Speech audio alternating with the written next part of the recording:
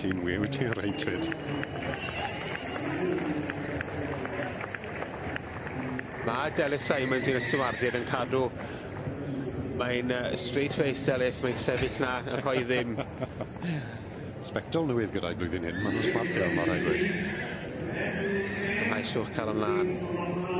Mae gasig o bach dwi'n licio'n fawr iawn. Ie, so ffefryn I ti. Mae Slwch cael ymlaen I atgofio. Parth Marfel, y march a synod Rose Alice ar gaseg. Ennill. Cwpan. Paddock Dawn. Rhoi gyda Mrs Heppenstall am yr goreion o'r cesig Maggie yn yr adranc y flwyddyn hyn.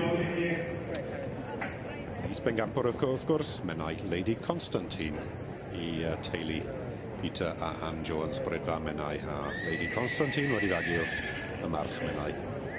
Cadernid ag allan o mennau Lady Conspicuous.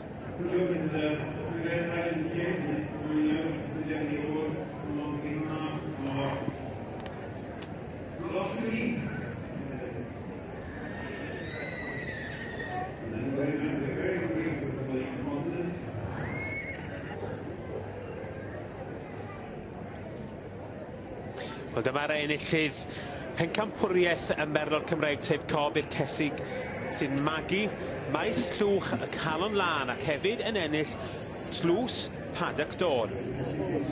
Na berchnogaeth Peter Hussey wedi cael ei magu gyda Jeff Kingham. Ond Peter Hussey wedi cael y fraint o cael benthyg y gaseg yma I bridio am cwpl o flynyddau.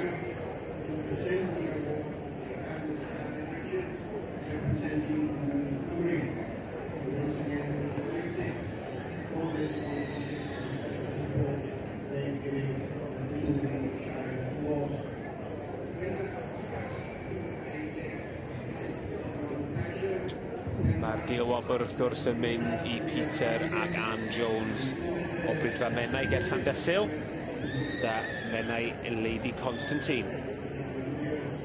Cael ei ddangos gan bechgyn Peter ac Anne, Richard a Thomas. Maen nhw'n ddoi grwt sy'n brofiadol iawn mewn llawer wrth gwrs o dan gyfrwys. Eto mae'r ddoi o'n nhw yn reidio'n dda iawn.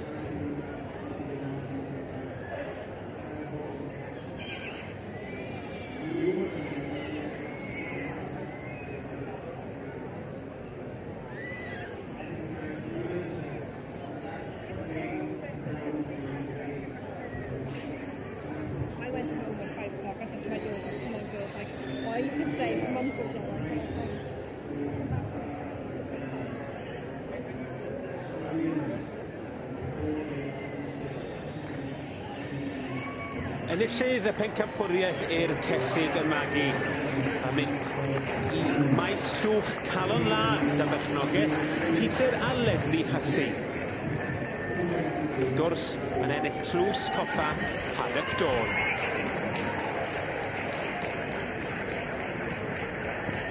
And in this one, for the